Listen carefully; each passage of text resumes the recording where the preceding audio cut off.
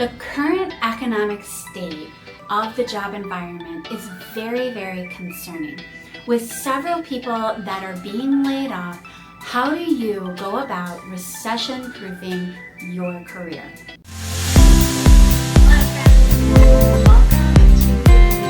Hey everyone, and welcome to my channel. My name is Jennifer Fellon. I am a career strategist and leadership expert here to help you bridge the gaps of where you are to where you want to be inside your career. If you're new around here, you're more than welcome to check out my site, jenniferfellon.com, where you'll find a tremendous amount of different blog articles, my podcast, and my course, the Career Vault Academy. You clicked through because you're genuinely interested in how do you recession-proof your career, and what steps can you take to really hone in and navigate any type of looming recession that may come your way. Inside any economic turn, it's really important for us to keep in mind key indicators that are really going to hone in whether a recession is on the loom or not, and really understanding what to look out for or when times change, and understanding if a recession is really going to happen. Now, it's been a while, but a lot of people continue to ask, and it continues to circulate on a lot of different forums because we've seen so many different people laid off recently from positions. Are we in a turn for a recession? What is it there to look out for? How do we know if we're in an economic depression? Or what can we say about consumer confidence? One of the first areas to notice if we are trending in that direction is really understanding how consumer confidence works. When consumers stop spending is an area or a time when it starts to become alarming. More people typically tend to save, they don't typically tend to go out as much, and they don't tend to buy or purchase a whole lot of products. And you start to notice that most vividly inside the housing market. They'll start to see the housing market is slowing down, gross domestic product, the spending is lower, and when they start to monitor that, and you're going to start to see that continue to decline. Now, these are things to look out for, but then that typically tends to snowball effect into different specific industries. Now, another indicator to look for is job losses, but specifically understanding what areas to look for when people get laid off or they get let go. Now, I don't mean a mass shutdown of a particular company, but what you'll start to see is when that consumer confidence tends to slow and those tend to stop buying, particularly in the housing market, you're going to start to see those trade skills positions become less scarce, or more so per se that they get laid off a lot quicker. So those in construction tend to feel the hit of that very, very quickly. When there's only one season, such as a summer season, to not have a good summer season tends to start that ripple effect, and you'll start to see that. Other areas where we start to see, or that snowball effect continues inside letting go of jobs, is those that are in IT tend to be laid off, or those in middle management or non-gross revenue roles that are support roles typically tend to start to see more layoffs rise. Now, recently what we've seen is that there have been a rise in companies that have had bankruptcy, or those that have kind of fizzled out or fizzled away, or because the spending is less, we have seen companies start to reduce their overhead, i.e. lay off a lot more people inside this market. And that's a red flag that we should continue to look for, because what happens is that, okay, you have a rise in unemployment.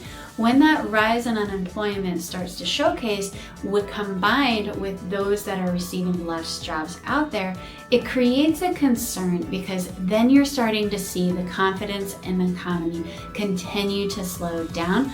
Thus, it creates, or it may teeter towards, a recession. But there's are peaks and valleys inside economies, and we should always keep that in mind too when we look at, is there a recession coming? Is this a bad time in the job market? Do we see a little bit of a spike in the unemployment rate? And not to panic either.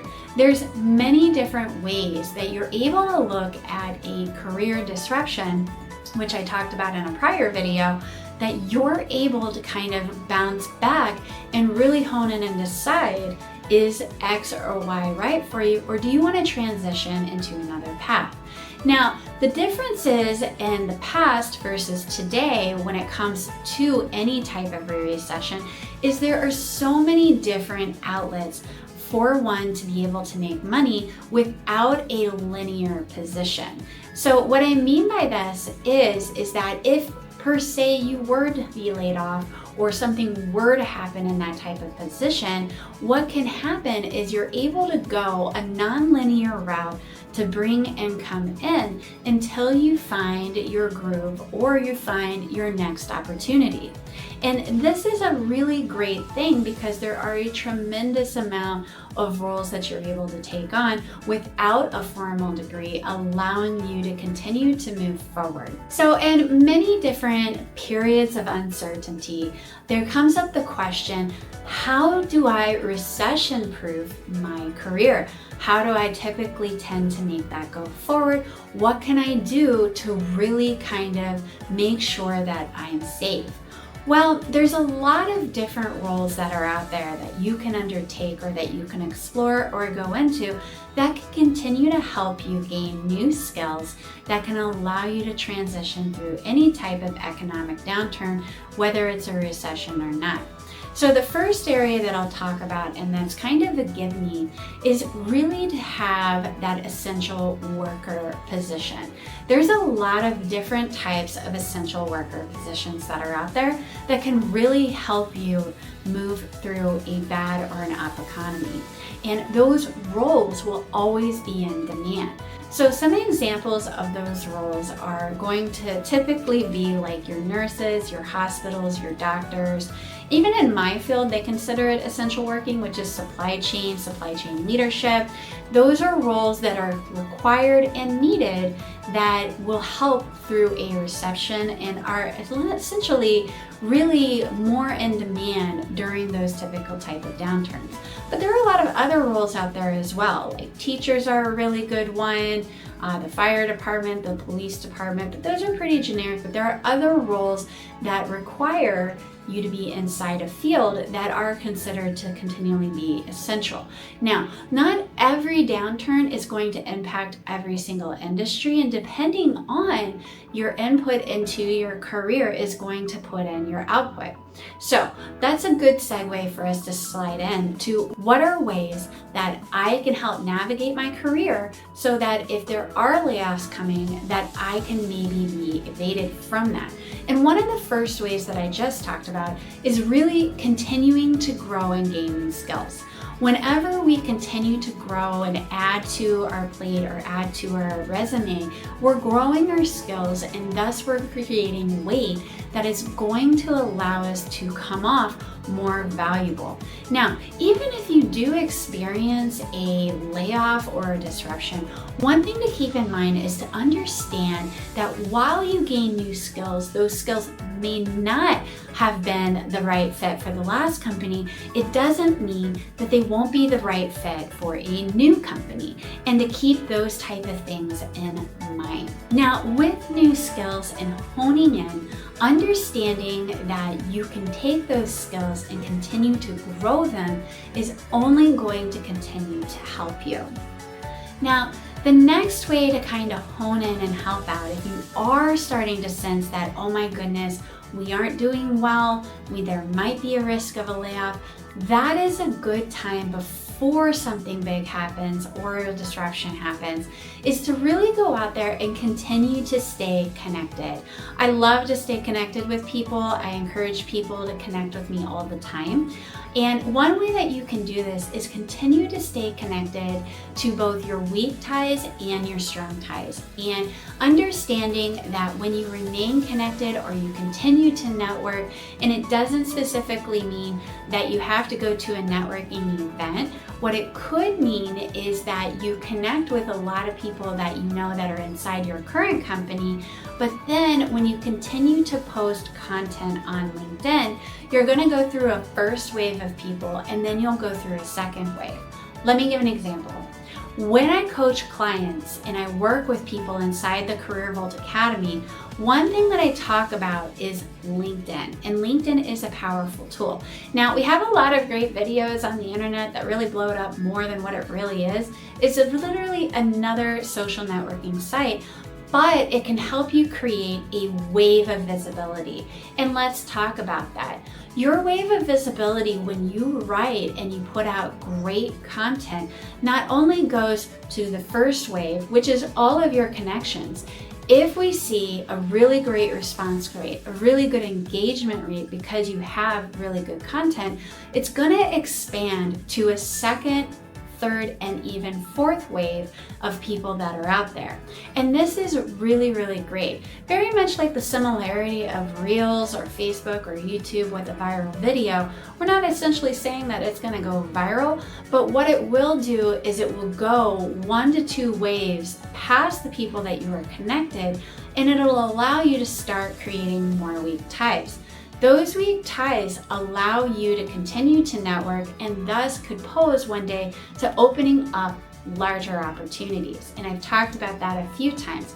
Now, if you're interested in understanding more or you're interested in the course, you're welcome to go over to jenniferfellin.com, scroll down to the Career Vault Academy and my sales page there that will show you everything that's involved inside that course to help you continue to move your career forward. Now, the next way that you can continue to help yourself continue to navigate or to make yourself recession-proof is really understanding and taking action and continuing to expand yourself with those particular new skills. Taking action and continuing to research what's popular in the market today. So for example, I've talked in many videos right now, the understanding and being able to use big data is really, really important. Or understanding and gaining more knowledge on how to incorporate AI into either your business or how to manage those that can navigate AI is going to be really important. So let's give an example. I worked with a client that recently got laid off and then took that time to really hone in and really gain skills inside AI, artificial intelligence, leading artificial intelligence, and then getting more skills inside big data, thus allowed him to apply to another position inside the company. And because he had a really great reputation, they ended up bringing him back in a different role. And that's a really good example because when somebody does get let go or there are cuts or because somebody doesn't have the skill sets that they need for an organization right now, when you go out and you gain new skill sets and you can reapply and reinvent yourself so that you add value to the current organization in the right way, can really open up doors. But also remembering how you leave an organization with grace can really open that mindset of them bringing you back to say, hey, that guy over there was really great. He brought this, this, and this. We just didn't have enough in that role right now, but he would be really great for this one because he's gotten these certifications. So taking that initiative and going out and continuing to expand, continuing to grow your skills can only help you long term. So another thing to keep in mind is whenever you are looking or things are looming is to really understand and assess your current work. You want to make sure that you're giving 150% to an organization when you are inside an organization and that you're showing up the right way. What I'm not talking about is kind of sucking up or being somebody who you're not, but what you should do is you should arrive as your authentic self and you should continue to produce work that adds value. Now, there are many different roles that are out there that are a little bit more volatile than others, and going into those spaces, there's always going to be a risk that you may get laid off, or that your career is not very adept to recessions or to economic downturns. But that's okay.